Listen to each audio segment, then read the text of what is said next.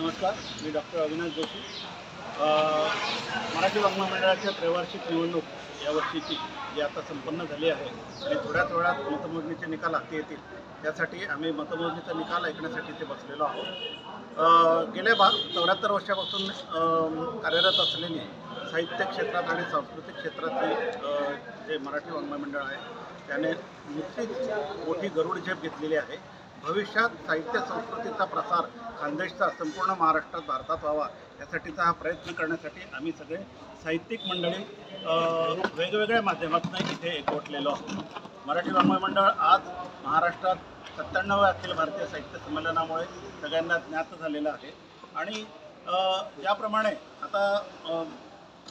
ज्याप्रमाणे आता येत्या 3 वर्षाचे आम्ही काही मनसुबे रचलेले आहेत, त्याप्रमाणे खानदेश साहित्य संघाचा प्रसार व्हावा आणि खानदेश गौरव पुरस्कार वगैरे चालू हवेत यासाठी आम्ही सरकार दरबारी प्रयत्न करणार आहोत. मी आणि माझ्या सर्व साहित्य क्षेत्रातल्या काम करणाऱ्या माझ्या सहकाऱ्यांच्या वतीने मी आत्ताच थोड्या वेळात 2 तासात निकाल जाहीर होतील आणि आम्ही पुढील कार्यात लागू असे सर्वांना ग्वाही देतो. नमस्कार.